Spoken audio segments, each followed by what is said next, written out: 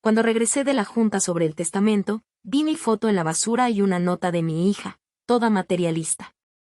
Ahora en esta casa solo vive la familia. No tenía ni idea de lo que acababa de firmar. Me da gusto tenerte aquí. Sigue leyendo mi historia hasta el final y dime desde qué ciudad la estás viendo, para saber hasta dónde ha llegado.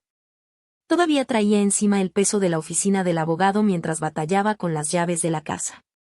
Me temblaban las manos, no por el frío del otoño, sino por lo que acababa de descubrir. Tenía 68 años y todavía me venía enterando de secretos en mi propia familia. La puerta principal se abrió con un clic y entré a lo que antes se sentía como mi hogar. El silencio fue lo primero que me golpeó. Nada de un saludo cálido, ni olor a comida en la estufa, solo el eco hueco de mis pasos sobre el piso de mármol que Collie había insistido en que mandáramos poner el año pasado. Hace que la casa se vea más cara, mamá, dijo, como si eso me importara. Colgué mi abrigo en el gancho de latón junto a la puerta y noté que algo estaba diferente. Las fotos familiares que siempre estaban alineadas en la mesa del pasillo ahora estaban reorganizadas. La foto de mi boda con Harold ya no estaba. Tampoco la foto donde salgo cargando a Coyapi de recién nacida. En su lugar había fotos más recientes, de Coyapi y Derek en eventos sociales, todos sonrientes y vestidos de diseñador. Sentí un nudo en el pecho, pero me obligué a caminar hacia la cocina. Tal vez Collie estaba preparando la cena. Tal vez podríamos tener una noche normal, solo una, en la que no me mirara como si yo fuera una carga que heredó junto con la casa. Fue entonces cuando lo vi. Mi retrato con marco de plata, el que Harold me regaló por nuestro aniversario 25, estaba en el bote de basura de la cocina. El vidrio estaba roto y tenía una nota pegada. Me temblaban las manos cuando lo levanté, con cuidado de no cortarme con el vidrio roto. En esta casa, ahora solo hay familia. Las palabras estaban escritas con la letra de Kyopi, esa misma caligrafía perfecta que perfeccionó en la escuela privada. La tinta seguía fresca. Lo había hecho hoy mismo, mientras yo estaba en la oficina del abogado. Me quedé viendo la nota hasta que las palabras se emborronaron en mis ojos. ¿Familia? ¿Acaso yo no era familia? Como si haberla cargado 9 meses, y criarla por 32 años, ¿no contara? Como si no hubiera trabajado dobles turnos como enfermera para pagarle sus clases de baile y la universidad. Como si todo eso no me diera derecho a existir en esta casa. Mamá, ya volviste. La voz de Coyapi sonó detrás de mí, fría y clara como el aire de invierno. No me volteé de inmediato. No pude. Ya vi que encontraste tu foto. Cuando por fin la miré, estaba parada en la entrada con los brazos cruzados, usando ese suéter de cachemira color crema que costaba más que todo mi presupuesto mensual de medicinas. Su cabello rubio estaba perfectamente recogido, y su maquillaje intacto, aunque ya era casi hora de cenar. Se veía hermosa e intocable, como una muñeca de porcelana que se rompe si la agarras con tantita fuerza. ¿Por qué? La palabra apenas salió, como un susurro. Coyapi suspiró como si le pidiera explicarle una suma a un niño. Derek y yo hemos estado hablando. Esta casa debe reflejar quiénes somos ahora. Estamos construyendo una vida juntos y, francamente, tenerte aquí. Hizo una pausa, escogiendo bien sus palabras. Manda el mensaje equivocado a nuestros amigos. El mensaje equivocado, dejé el marco roto sobre la encimera, sintiendo que mi voz encontraba una fuerza que creí perdida. He vivido en esta casa por 34 años, Coyopi. Tu padre y yo la compramos cuando tú apenas. Cuando papá vivía. Las cosas eran diferentes entonces. Su voz cortó la mía como cuchillo. Pero él ya no está. Y Derek y yo somos quienes pagamos las cuentas. Nosotros mantenemos esta propiedad. Nosotros somos el futuro. Entonces apareció Derek detrás de ella, su figura alta llenando la entrada. Tenía esa cara que se ve confiable en los comerciales de bancos. Bien rasurado, perfectamente peinado, con una mirada que nunca se cruzaba del todo con la mía. Directamente tuyo. Puso una mano en el hombro de Coyapi, como si le estuviera protegiendo. Señora Morrison, queríamos platicar con usted, dijo, con ese tono que la gente usa cuando le va a dar malas noticias a un niño. Creemos que tal vez ya es momento de considerar otras opciones de vivienda.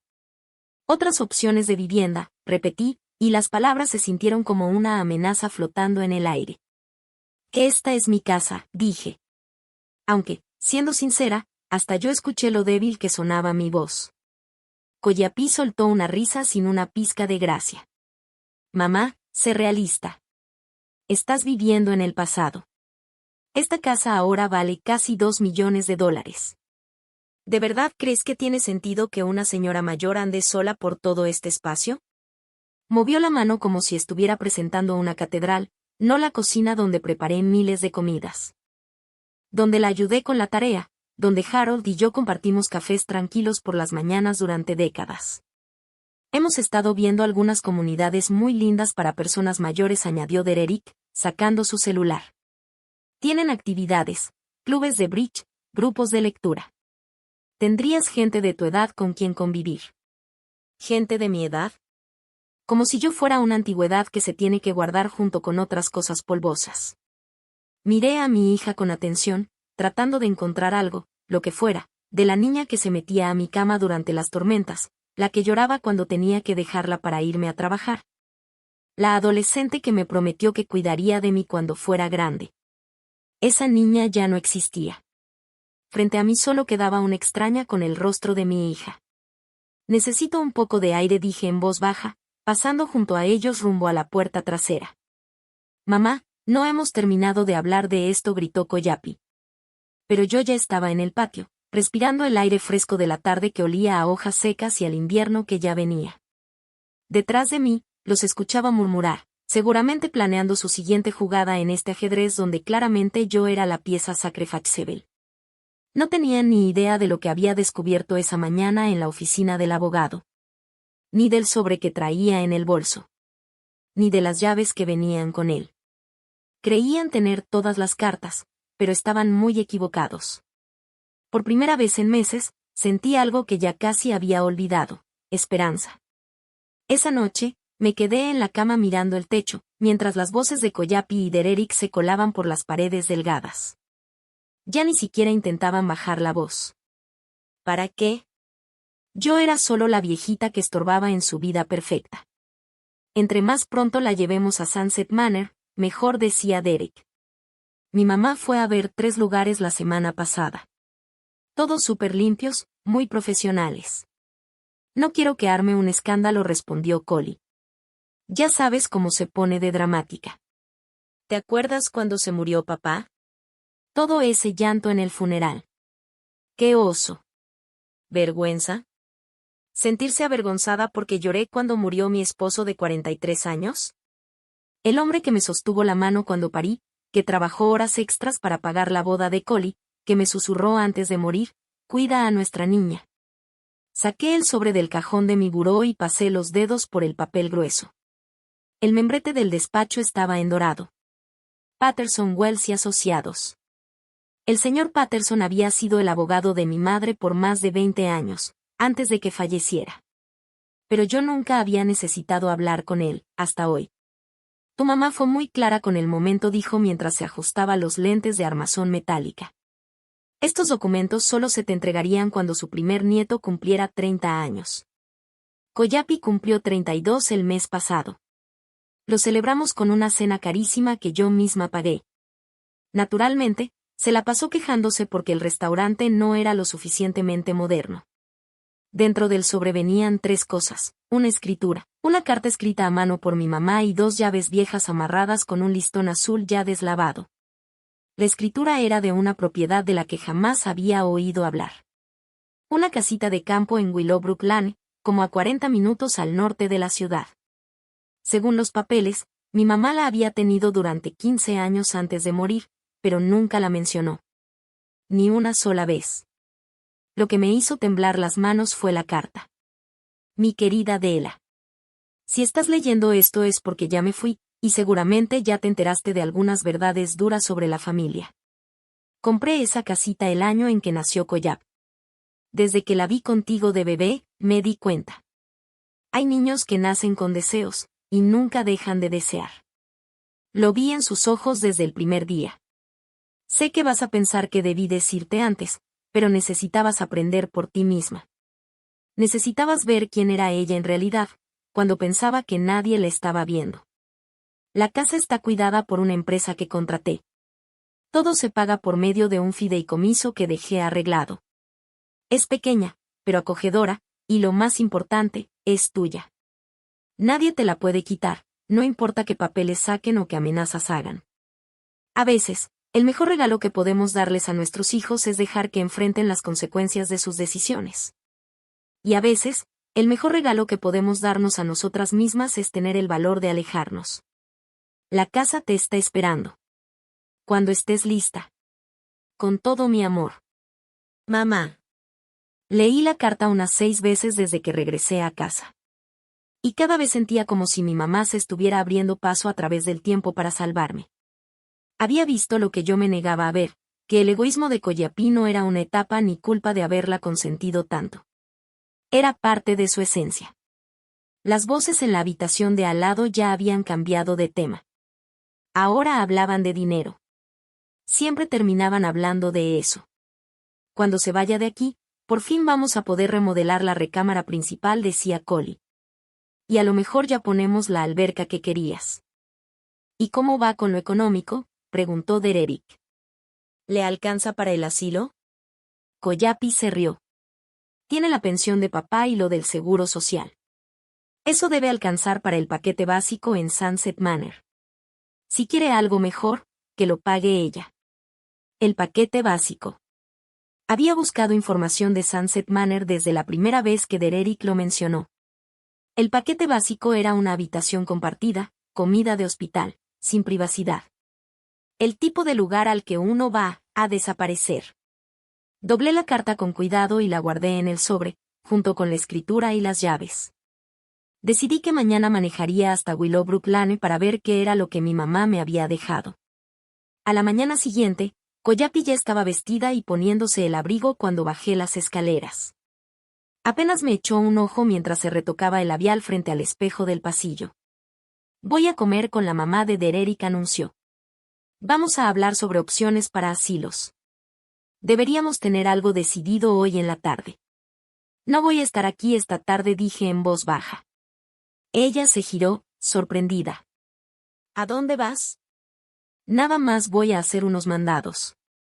Me serví café con manos firmes. Como si me sintiera más segura solo con olerlo. Voy a ocuparme de unos asuntos. Coyapí frunció el ceño. ¿Qué asuntos? Mamá, no estarás pensando en hacer alguna locura, ¿verdad? Porque Dererick y yo solo queremos ayudarte. Ayudar. La palabra me supo amarga. Como medicina caduca. Tengo 68 años, no 6, le dije. Puedo hacerme cargo de mis cosas. Me estudió por un momento. Estaba tratando de leerme la cara, como cuando uno sospecha que el perro hizo un desorden pero no sabe dónde. Pero después de 32 años de practicar frente al espejo, aprendí a esconder lo que pensaba cuando era necesario. Está bien, dijo al final, pero en la noche hablamos. Dererick encontró un lugar muy bonito que va a tener una vacante el próximo mes. Cuando se fue, me quedé sentada en la casa en silencio y terminé mi café. Ese silencio se sentía distinto hoy.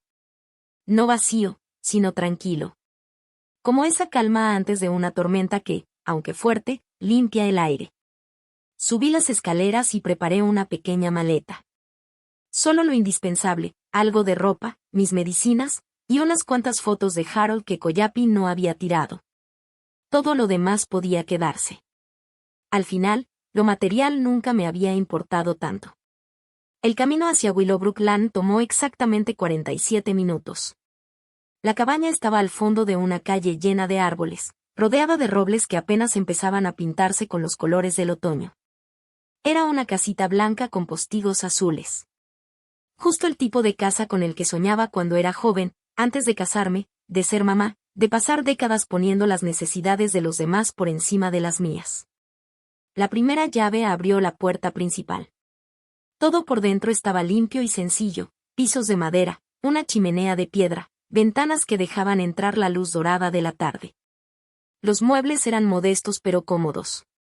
La cocina era chiquita pero suficiente para una sola persona. La segunda llave abrió un pequeño escritorio en la recámara. Dentro había otro sobre con mi nombre, junto con una libreta bancaria. El saldo no era enorme, pero sí suficiente para vivir con tranquilidad, sin lujos pero sin preocupaciones. Me senté en la cama y miré alrededor. Por primera vez en muchos meses, sentí que podía respirar hondo. Esto era mío. No porque alguien me lo prestara. No porque lo gané después de años de sacrificios. Sino porque mi mamá me quiso lo suficiente como para ver lo que yo necesitaba, antes de que yo misma lo supiera. Mi celular vibró. Un mensaje de Collie. La mamá de Dererick encontró el lugar perfecto. Mucho mejor de lo que esperábamos. En la noche platicamos lo del pago. ¿Lo del pago? Como si mi vida fuera otra factura más por resolver. Le contesté. No estaré en casa esta noche. Su respuesta llegó de inmediato. ¿Cómo que no? ¿Dónde estás? Apagué el celular y lo dejé en la mesita de noche. Mañana tendría tiempo de sobra para explicaciones. Esa noche, lo único que quería era sentarme en este pedacito de tierra que mi mamá me dejó y pensar cuál sería mi siguiente paso. Afuera, el sol se escondía entre los robles, pintando todo de tonos dorados y ámbar. Se sentía como esperanza. Me desperté en la cabaña con la luz del sol entrando por ventanas desconocidas. Y por primera vez en mucho tiempo, me sentí descansada. Realmente descansada. No era el sueño tenso de alguien que teme lo que viene, sino la paz de quien por fin encontró un lugar seguro. Mi celular mostraba 17 llamadas perdidas de Collie y 12 mensajes de texto. Cada uno más desesperado que el anterior. El último, enviado a las 2:47 de la mañana, decía: Mamá, márcame ya. Preparé café en la cocinita y me senté junto a la ventana, viendo cómo una familia de ardillas se perseguía entre los árboles. El silencio era maravilloso. Nada de tacones de Collie golpeando el mármol. Nada de susurros incómodos sobre mi presencia. Nada de la tele a todo volumen con programas que ni quería ver. A las 9 ya había tomado una decisión. Manejé de regreso a la casa, a mi antigua casa, sabiendo exactamente lo que tenía que hacer. El coche de Coyapí no estaba en la entrada. Perfecto. Eso haría todo más fácil. Usé mi llave por última vez y recorrí las habitaciones que habían sido mi hogar por 34 años. Todo se veía igual, pero ya no se sentía igual. Era como visitar un museo dedicado a la vida de alguien más. Empaqué con calma, paso por paso. Mi ropa, el reloj de Harold, el joyero que mi mamá me regaló en mi cumpleaños número 16, los álbumes de fotos que Coyapí había arrumbado en el closet del pasillo, y mi diploma de la escuela de enfermería, por el que trabajé tanto. También empaqué la taza de café favorita de Harold, esa con una astilla en el asa que él se negó a tirar. El camión de mudanza que contraté llegó justo a la hora acordada. Los dos hombres fueron rápidos y muy respetuosos, acomodaron mis cosas con cuidado, sin hacer preguntas, sin juzgar por qué una mujer de mi edad se iba de una casa tan grande y costosa. ¿Es todo, señora?, preguntó el más grande, mientras subían la última caja. Es todo lo que importa, le respondí. Dejé la llave de la casa sobre la barra de la cocina, junto con una nota que había escrito esa misma mañana. Collie, decidí hacerte caso y buscar otro lugar donde vivir. Tienes razón, esta casa debe reflejar quién eres tú ahora. Considéralo mi regalo para tu nueva vida con Dererick. No trates de buscarme. Estoy exactamente donde debo estar. Mamá. El regreso a Willowbrook Lane fue como cruzar un puente hacia otro país. Al llegar y meterme por el camino de entrada, sonó mi celular. El nombre de Coyapí apareció en la pantalla. Lo apagué y lo dejé en el coche.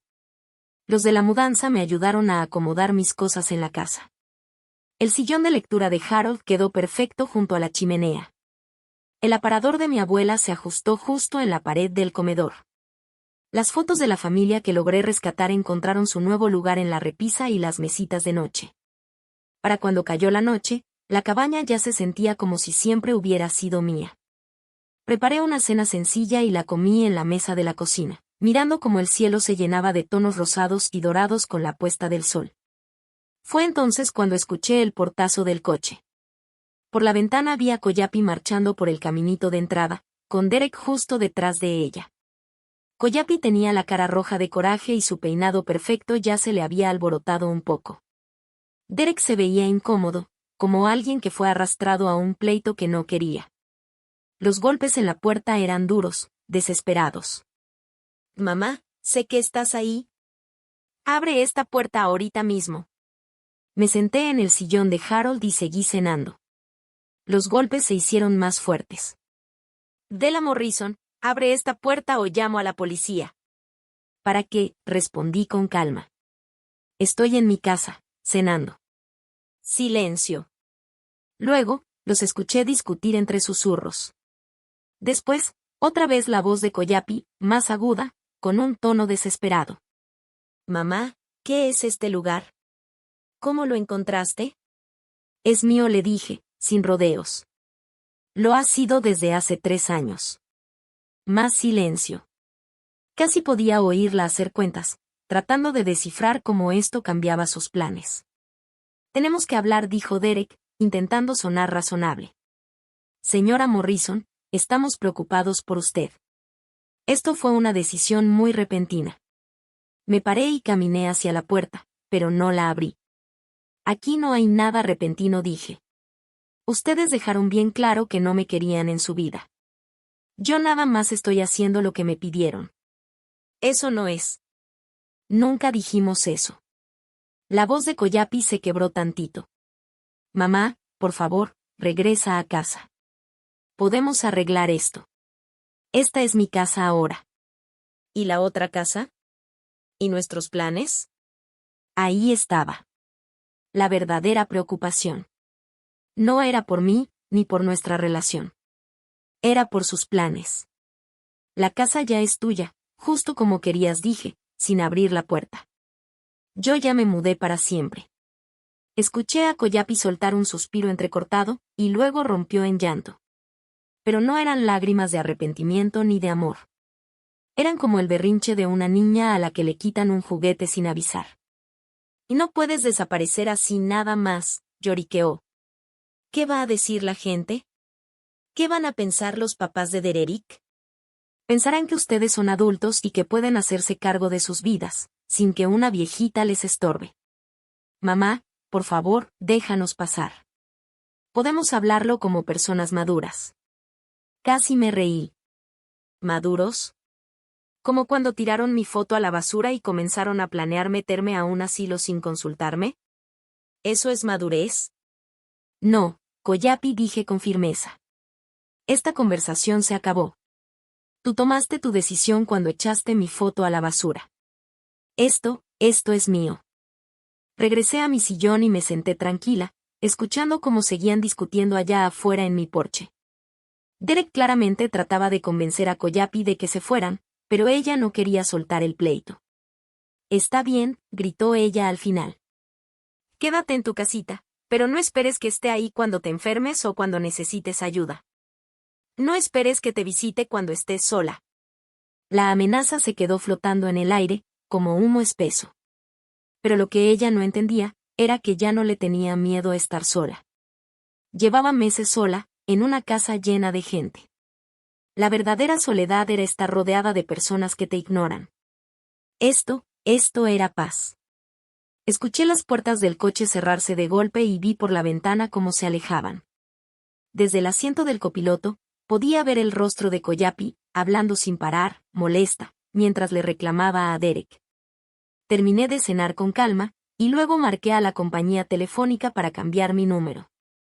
Mañana iría al banco para asegurarme de que Coyapi no pudiera tocar ni un centavo de mis cuentas. También buscaría un nuevo médico, y actualizaría mi dirección en el Seguro Social. Estaba lista para empezar la práctica tarea de desaparecer de su mundo. Esa noche, mientras me preparaba para dormir en mi nuevo cuarto, me descubrí tarareando. No podía recordar la última vez que había tarareado. Sonaba como algo de otra vida. Una vida donde yo todavía creía que el amor todo lo podía. Ahora sabía que no es así. A veces, Amar significa tomar distancia. Dejar que la gente viva con las consecuencias de sus decisiones. Afuera, los robles susurraban con la brisa del atardecer. Y por primera vez en muchos meses, me dormí sin miedo al mañana. 3 semanas después de haber empezado esta nueva vida, descubrí que mi mamá me había dejado algo más que una cabaña. Me había dejado una comunidad. Todo empezó con la señora Chen, la vecina de al lado. Llegó a mi puerta con un platito de galletas hechas en casa y una sonrisa de esas que te calientan el corazón. Tu mamá hablaba de ti todo el tiempo, me dijo, sentándose en mi cocina como si fuéramos comadres de años. Estaba muy orgullosa de ti, pero también preocupada. Decía que dabas demasiado por personas que no lo valoraban. Esa charla me llevó a conocer a Tom y Barbara Henderson, unos maestros jubilados que vivían al otro lado de la calle. Me invitaron a cenar con ellos cada domingo. Luego conocí a la doctora Patricia Williams, una médica retirada que vivía a 2 cuadras. Necesitaba ayuda para organizar el equipo médico en una pequeña clínica gratuita del pueblo.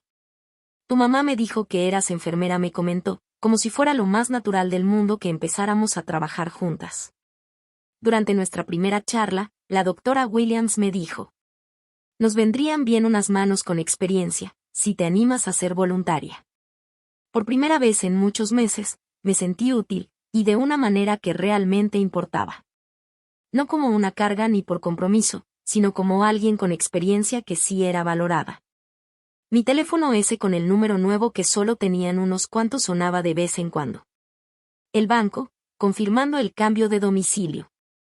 La doctora Williams, pidiéndome ayuda con un paciente complicado en la clínica. La señora Chen, invitándome al cumple de su nieto. Lo que no sonó, fue la voz de Collie, exigiendo atención o queriendo hacerme sentir culpable. Llevaba casi un mes viviendo en la cabañita cuando encontré la segunda carta. Estaba limpiando los cajones del escritorio del cuarto, cuando mis dedos tocaron otro sobre. Este estaba sellado, y tenía escrito con letra firme: ábrelo después de llevar un mes en la cabaña. La planeación de mi mamá era tan detallada que daba un poco de miedo. Pero también era reconfortante. Como si siempre hubiera sabido que yo acabaría ahí. Mi querida Dela. Si estás leyendo esto, es porque decidiste irte. Y estoy muy orgullosa de ti, por tu valentía. Sé que no fue fácil. Para estas alturas, probablemente ya conociste a algunos vecinos. Yo pasé 3 años haciéndolo, preparándome para el día en que tú necesitaras una comunidad. Son buenas personas. Y saben valorar a la familia que se elige, no solo a la que nos toca. Pero hay algo más que debes saber: la cabaña no es lo único que te dejé. Toda la propiedad es tuya. Incluyendo las 2 hectáreas que están detrás de la casa, que seguro aún no exploras. Camina hacia la cerca del fondo. Ahí vas a encontrar una puertita con una tercera llave. Revisa el cajón pequeño al pie del escritorio, ahí la dejé. Lo que encuentres más allá de esa puerta, es mi último regalo para ti. Siempre fuiste más que alguien que arregla los líos de los demás. Mi querida hija, ya es hora de que te acuerdes de quién eras, antes de convertirte en lo que todos esperaban que fueras. Con todo mi cariño. Mamá P. No dejes que las llamadas de Coyapi te hagan dudar. Van a llegar. Y tú ya sabes qué hacer. Encontré la llave justo donde me dijo. Era más chica que las otras, algo antigua, con una etiqueta colgando que decía: futuro. El caminito hacia el fondo del terreno me reveló algo que no había notado. La cabaña estaba en una pequeña colina, y el terreno bajaba suavemente hacia un bosque precioso. La puertita estaba medio escondida entre ramas y enredaderas, pero la cerradura estaba bien cuidada. La llave giró sin problemas. Del otro lado, me quedé sin palabras. Había un invernadero. Pero no uno cualquiera. Era un espacio hermoso, bien planeado, con camas elevadas para sembrar, sistema de riego automático, y espacio de sobra para cultivar lo que se me ocurriera. Al ladito, un pequeño taller con mesas para macetas, herramientas, estantes y todo lo necesario para cuidar un jardín. Encima de la entrada, colgaba un letrero pintado a mano que decía: el jardín de Dela. Me quedé ahí parada como 10 minutos, solo respirando. Mi mamá, de alguna forma, recordaba todo. Recordaba que durante años como enfermera, esposa y madre, yo había soñado con tener mi propio huerto. Con sembrar mis propias verduras, flores, y quizá venderlas en un mercadito local. Ese sueño se había perdido entre turnos de noche, cansancio, y las exigencias de Coyapi. Estaba tan enterrado, que yo misma lo había olvidado. Dentro del invernadero, había otro sobreapoyado sobre una bolsa de tierra para macetas. Las semillas están en el taller. La primavera llegará antes de lo que crees. Esa noche, con el corazón lleno y las manos temblando, llamé a la doctora. Llamé a la doctora Williams y le pregunté si en la clínica necesitaban verduras frescas. Su risa fue genuina, llena de alegría. Déela. Hemos estado comprando lo que podemos en el súper para armar las despensas de nuestros pacientes. Que haya productos frescos, de aquí mismo, sería maravilloso. ¿Crees que podrías con algo así? Miré por la ventana de la cocina hacia el invernadero, ya imaginando que iba a sembrar primero. Tomates, por supuesto, lechuga, algunas hierbas aromáticas. Y tal vez unas flores, para alegrar la sala de espera de la clínica. Creo que sí puedo con eso, le dije. A la mañana siguiente ya estaba en el invernadero, revisando los sobres de semillas. Fue entonces cuando sonó mi celular viejo, ese que había dejado olvidado en un cajón. Pero que nunca me animé a tirar. El número no lo reconocí, pero contra mi mejor juicio, contesté. Mamá, gracias a Dios, dijo la voz de Coyapi. Se escuchaba distinta, más baja, menos mandona. ¿Cómo conseguiste este número?, pregunté, tranquila. Contraté a alguien para que te encontrara, me confesó. Mamá, tenemos que hablar. Derek me dejó. Dejé el sobre de semillas de tomate a un lado y me senté en la banca del invernadero. Lo siento. ¿Y yo qué? Porque es tu culpa, respondió, sin rodeos. Me dijo que soy muy egoísta, que siempre quiero que todo sea a mi modo. Dijo que al ver cómo te trataba, entendió quién soy en realidad. Se le quebró la voz. Me dijo que no podía vivir con alguien capaz de abandonar a su propia madre. Sentí la ironía mordiéndome los labios. Collie por fin estaba aprendiendo la lección, que con el tiempo, la gente te muestra quién es. Y los demás se dan cuenta, tarde o temprano. Mamá, necesito dinero. No puedo sola con la hipoteca. Y Derek se llevó la mitad de todo cuando se fue. Sé que tienes dinero guardado. No eras tan pobre como hacías parecer. Ahí estaba. La verdadera razón de la llamada. Ni disculpas. Ni remordimiento. Ni siquiera un intento de arreglar las cosas. Solo, dinero. No tengo dinero para darte, Collie. No me mientas. No podrías haberte mudado si no tuvieras ahorros. Y esa cabaña, alguien la está pagando. Te conozco, madre. Nos ocultaste dinero. No, le dije bajito. Me he estado ocultando de ti. Y hay una gran diferencia. ¿Y eso qué se supone que significa? Miré alrededor del invernadero, a las semillas esperando su turno para convertirse en vida. Un futuro que mi madre había cuidado con tanto amor. Significa que ya no voy a ser tu fondo de emergencia. Ya no voy a ser tu plan B cada vez que tu vida se derrumbe. Tienes 32 años, Collie. Ya te toca ponerte de pie. No puedes estar hablando en serio. Soy tu hija. Sí, lo eres, respondí, sintiendo esa verdad caerme encima como una cobija pesada. Y es momento de que empiece a tratarte como una hija adulta. Y no como a una niña que necesita ser rescatada cada vez que algo le sale mal. Colgué antes de que pudiera responder y apagué el teléfono. Volví a mis semillas, a ese jardín que alimentaría a los que sí lo necesitaban. 3 meses después de haberme mudado a la cabaña, ya tenía un ritmo de vida que jamás imaginé posible. Mis días empezaban con café en el invernadero, revisando las plántulas. Que ya asomaban brotes verdes y firmes. La clínica gratuita se había convertido en mi segundo hogar. Un lugar donde mi experiencia como enfermera, y ahora como hortelana, eran realmente bien recibidas. Por primera vez en muchos años, me sentía valiosa por lo que era. No por cuánto tenía en el banco. Y fue entonces cuando Collie descubrió el verdadero valor de la cabaña. Yo estaba trasplantando unas plántulas de tomate cuando la señora Chen apareció en la entrada del invernadero. Su rostro, normalmente alegre, se frunció con preocupación. Dela, querida, hay una muchacha afuera en tu puerta. Lleva como 10 minutos tocando bien fuerte, y se ve bastante alterada. Dice que es tu hija. Solté un suspiro y me limpié las manos en el delantal de jardinería. Yo me encargo, dije. Collie caminaba de un lado a otro en mi porche, como un animal acorralado, con el celular pegado a la oreja. En cuanto me vio, colgó bruscamente. Mamá, tenemos que hablar. Ahora. Se veía distinta. Más flaca, con unas ojeras que ni el corrector más caro podía disimular. Seguía vestida con ropa de diseñador, pero le colgaba distinta, como si hubiera bajado de peso por puro estrés y no por gusto. Hablamos hace 3 meses, dije, tranquila. Querías dinero.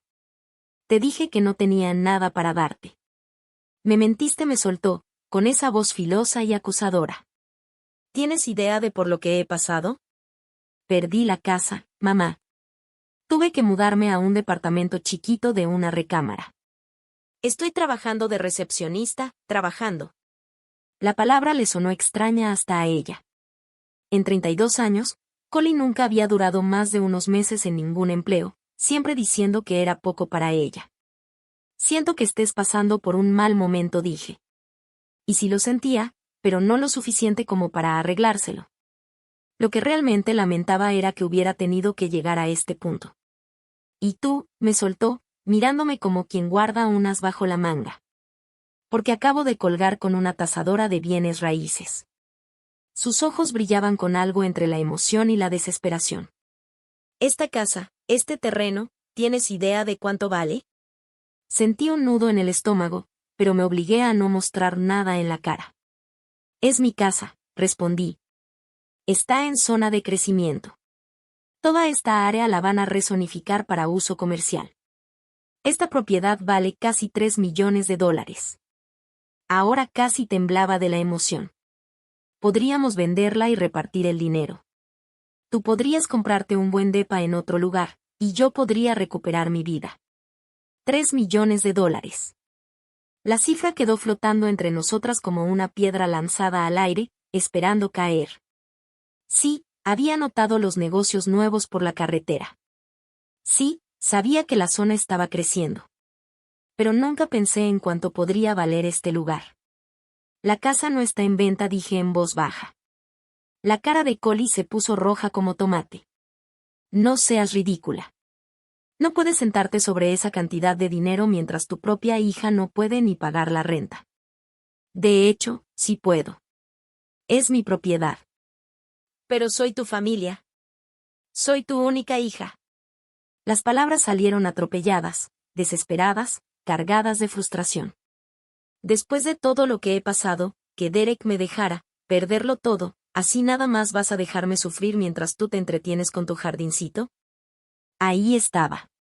Esa actitud, esa que la llevó a tirar mi foto a la basura sin pensarlo. Esa idea de que mi único propósito en esta vida era estar ahí para resolverle la suya. Collie, dije, sentándome en los escalones del porche. Ven, siéntate conmigo. Me miró un momento. No se sentó, pero no se fue tampoco. Se quedó de pie, con los brazos cruzados, pero atenta. ¿Te acuerdas cuando tenías 7 años y querías una bicicleta? ¿Qué? Frunció el ceño aún más. ¿Y eso qué tiene que ver? Querías una rosa, con esas tiras brillosas colgando del manubrio. Trabajé turnos dobles durante 2 meses para poder comprártela. Estaba tan cansada que apenas podía mantenerme de pie, pero solo quería verte la cara esa mañana de Navidad. La miré con calma. ¿Te acuerdas de lo que dijiste cuando abriste la bici? Coyopi se removió, incómoda.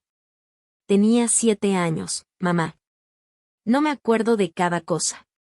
Dijiste que era el tono de rosa equivocado. Lloraste porque Sarah Henderson tenía una bici con canasta, y la tuya no tenía. Hice una pausa, dejando que el recuerdo pesara un poco. Ese mismo día regresé a la tienda y te compré una canastita y serpentinas del color exacto que querías. Era una niña. Lo eras. Pero ya no. Me levanté y me sacudí los jeans. Tienes 32 años, Collie. Y todavía esperas que yo arregle todo lo que está mal en tu vida. Sigues llorando porque otra persona tiene una canasta mejor. Collie apretó las manos en puños. Eso no es justo. Esto es diferente. Esto es familia. Se trata de apoyarnos. No, Collie. Esto es sobre que quieres que sacrifique mi tranquilidad y mi seguridad, por tu comodidad, otra vez. La miré directo a los ojos. Me pasé 30 años haciéndolo. Ya estuvo bueno. ¿Entonces vas a dejar que lo pierda todo? ¿Vas a quedarte aquí, en tu cabañita feliz, mientras tu hija no tiene dónde vivir? La manipulación era tan familiar, que casi me hizo sonreír. Pero en estos meses de paz, aprendí algo: la culpa solo funciona si la dejas entrar. No te vas a quedar en la calle, dije, serena. Tienes un trabajo. Tienes un depa. Tienes las mismas oportunidades que todos para construirte una vida. Pero podrías ayudarme. Lo harías todo mucho más fácil. Sí, podría. ¿Y luego qué? En 5 años, cuando te acabes tu parte y tomes malas decisiones, ¿vas a volver por más? El silencio de Collie fue suficiente respuesta. La casa no está en venta, repetí con firmeza. Ni a desarrolladoras, ni a nadie. Es mi casa. Está bien, dijo con una voz fría, controlada. Pero no creas que esto se acabó. Voy a impugnar la propiedad. Voy a contratar abogados. No puedes esconderte detrás de una herencia misteriosa toda la vida. Se dio la vuelta y caminó hacia su coche. Sus tacones sonaban con fuerza sobre el camino de piedra. Cuando llegó a la puerta del conductor, se detuvo y me miró. Espero que tu jardín valga más que tu única hija. La vi alejarse, y luego regresé al invernadero. Mis plántulas de tomate seguían ahí, esperando bajo el sol. Minutos después, la señora Chen apareció con una taza de té caliente y una expresión preocupada. ¿Todo bien, querida? Acepté el té con una sonrisa agradecida. Lo estará. Pero mientras trabajaba entre las plantas esa tarde, las palabras de Collie seguían dándome vueltas en la cabeza. Volvería. Buscaría cómo presionarme, cómo forzar la venta o reclamar algún derecho sobre la propiedad de mi madre. Era hora de poner todo en orden. Esa noche, llamé al abogado que había manejado la herencia de mamá. Licenciado Patterson, habla Della Morrison. Necesito hacer unos cambios en mi testamento. 6 meses después, estaba cosechando los primeros tomates del invernadero cuando llegó la notificación. Coyopi había cumplido su amenaza. Estaba impugnando el testamento de mamá, alegando que hubo influencia indebida y exigiendo la parte de la herencia que acababa de descubrir que existía. Leí los documentos legales sentada en la silla de Harold, mientras mi café se enfriaba en la mesita de al lado. El lenguaje era agresivo, casi absurdo, pintándome como una hija manipuladora que había convencido a su pobre madre de ocultarle todo a su querida nieta. Habría sido de risa, si no fuera tan patéticamente predecible. El licenciado Patterson llegó esa misma tarde. Su cara mostraba una mezcla entre preocupación y una leve sonrisa que apenas escondía. No tiene ningún caso, dijo mientras se acomodaba en mi cocina con un portafolio lleno de papeles. Tu mamá fue sumamente cuidadosa. Cada decisión está documentada. Se cumplieron todos los requisitos legales. Hizo una pausa y bajó la voz. Pero pelear esto podría alargarse años. Y te va a costar una buena lana en honorarios. Oh, pregunté, porque le noté el tono de pero hay otra opción. O activamos el plan que tu mamá dejó, justo para este tipo de situación. Abrió el portafolio y sacó una carpeta gruesa que yo nunca había visto. Tu mamá lo previó todo, Della. Creó un fideicomiso con instrucciones súper específicas sobre qué hacer si Coyopi alguna vez intentaba reclamar esta propiedad. Los documentos eran igual de detallados que todo lo que mi madre solía planear. Si alguien impugnaba el testamento durante los primeros 5 años, la mitad del valor de la propiedad se donaría a asociaciones locales, específicamente a la clínica donde yo hacía voluntariado, y al banco de alimentos que ayudaba a los adultos mayores del pueblo. La otra mitad seguiría siendo mía para usarla como quisiera, pero la casa como tal nunca podría ser vendida ni convertida para uso comercial. Te estaba cuidando, le explicó el licenciado Patterson. No solo de tomar una decisión difícil, sino también de que destruyeran esta casa. Pensé en mi mamá, armando toda esa red de protección mientras yo, sin saberlo, seguía tratando de complacer a una hija que me veía como un obstáculo para llegar a su herencia. La claridad, la inteligencia, la visión de mi madre me dejó sin palabras. ¿Cuánto tiempo tarda en entrar en efecto el fideicomiso? Puedo presentar la documentación mañana mismo. Collie recibirá la notificación en una semana. Hazlo. 3 días después, sonó mi teléfono. Ese número solo lo tenían mis amigos cercanos y mi doctora. De algún modo, Coyopi lo había conseguido. ¿Qué hiciste?, espetó. Su voz era áspera, llena de rabia. Mi abogado dice que vas a donar la mitad del dinero a la caridad. No voy a revelar nada, le contesté con calma, mientras veía a un cardenal construyendo su nido en el roble frente a la ventana. Solo estoy siguiendo las condiciones que tu abuela dejó para proteger la propiedad de exactamente esto que estás intentando hacer. De eso no se vale. Te está muerta desde hace 3 años. Y aún muerta, puede hacer mucho, si lo dejó por escrito con tiempo. El silencio que siguió fue largo. Espeso. Lleno de cosas que nunca nos habíamos dicho. Finalmente, Collie volvió a hablar. Esta vez, su voz era más baja. Derrotada. No entiendo por qué me odias tanto. Sus palabras me pegaron más fuerte que toda su furia. Cerré los ojos y recordé a esa niña que se subía a mis piernas cuando tenía miedo, antes de aprender que las lágrimas podían usarse como armas, y que el amor podía cambiarse por cosas. No te odio, Coyopi. Estoy cansada. Cansada de ser la solución para cada problema que tú misma te causas.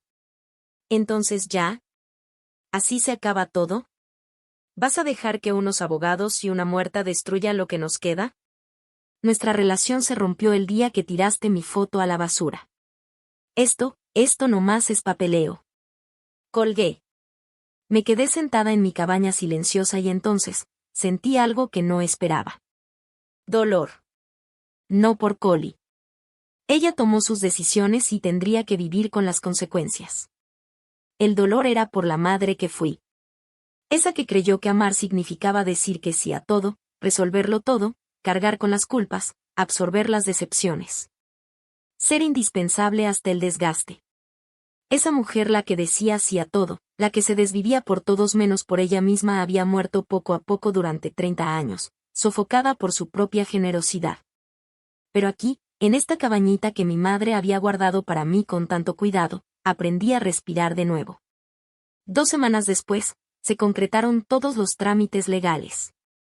$1,5 millones fue donado a las organizaciones benéficas que mi mamá había elegido, suficiente para ampliar la clínica gratuita y asegurar que el banco de alimentos pudiera atender al doble de familias.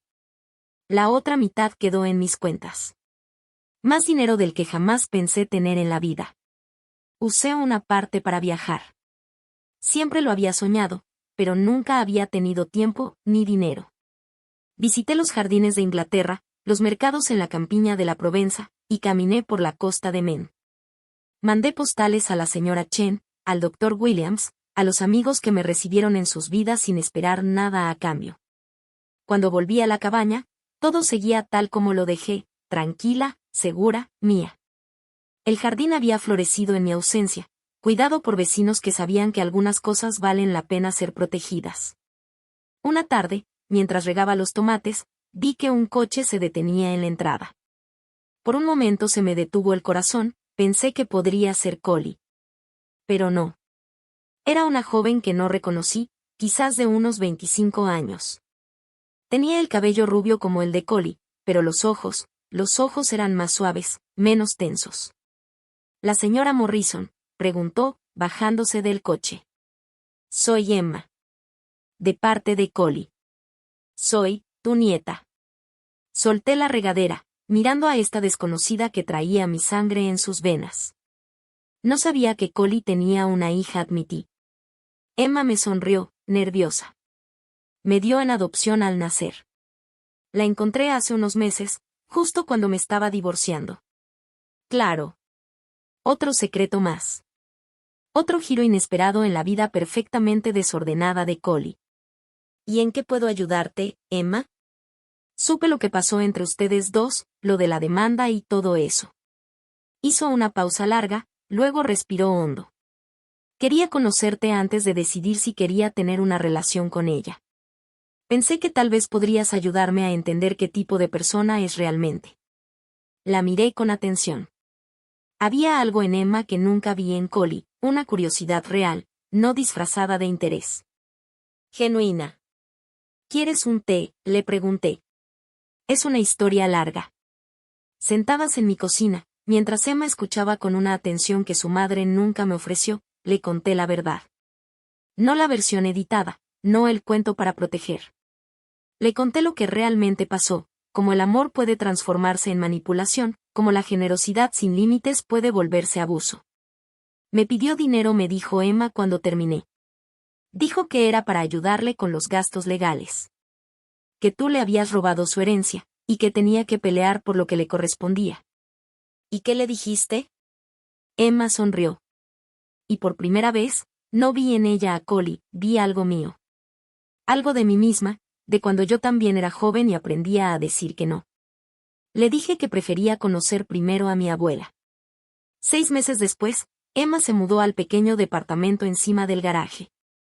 Mi mamá, en su infinita previsión, claramente lo había preparado para eso. Emma trabajaba en la clínica gratuita, estudiaba enfermería por las tardes, y me ayudó a hacer crecer el huerto hasta convertirlo en un pequeño negocio que surtía de productos frescos a 3 restaurantes de la zona. En las tardes tranquilas, Emma y yo nos sentábamos en el porche con una taza de té en la mano, y platicábamos de todo, de su familia adoptiva, de sus sueños. De cómo la vida con todas sus vueltas raras nos había traído hasta aquí. Nunca me preguntó por herencias ni por dinero. Solo quería conocerme. Conocerme de verdad. Nunca volví a saber nada directamente de Coyapi. Emma a veces la mencionaba, decía que se había mudado a otro estado, todavía convencida de que el mundo le debía algo que nunca le quiso pagar. Un año después de que se cerró todo el asunto legal, decidí abrir un pequeño fondo de becas para estudiantes de enfermería. No fue un gran acto de esos que llaman la atención, como los que hacía Collie para quedar bien. Fue algo simple, práctico, pensado para ayudar a jóvenes como Emma a construir una vida con sentido. El día que firmé los papeles, pensé en mi mamá. En ese plan tan detallado que hizo para protegerme de mi propia familia. Ella vio con claridad lo que yo no podía ver, porque lo tenía demasiado cerca. Que a veces, el acto más profundo de amor, es saber cuándo dejar ir. Me quedé con la otra mitad del dinero, tal como ella lo había dejado planeado. No por egoísmo. Sino porque mi mamá quería que entendiera que sí merezco seguridad, comodidad, y la libertad de elegir mi camino sin culpa ni cargas ajenas. En mi cumpleaños número 70, Emma me sorprendió con una fiestecita en el jardín. La señora Chen trajo sus galletas famosas. El doctor Williams contó anécdotas de la clínica, haciéndonos reír como siempre. Y los vecinos que ya se habían vuelto como familia se reunieron alrededor de la misma mesa en la que Harold y yo habíamos compartido tantas cenas. El sol se escondía entre los robles, tiñendo todo de dorado. Y ahí me cayó el 20. Mi madre no solo me había dejado una cabaña ni una cuenta bancaria. Me dejó la oportunidad de descubrir quién era yo, cuando ya no tenía que andar resolviendo la vida de todos los demás. Y esa mujer que encontré en mí misma. Esa mujer vale la pena conocerla. Ahora que ya conocen mi historia, tengo curiosidad por ustedes. ¿Qué harían si estuvieran en mi lugar? ¿Les ha tocado vivir algo parecido? Cuéntenme aquí abajo en los comentarios. Y mientras tanto, les dejo en la pantalla final otras 2 historias del canal que sé que les van a encantar. Gracias por quedarse hasta el final. Nos vemos en la próxima.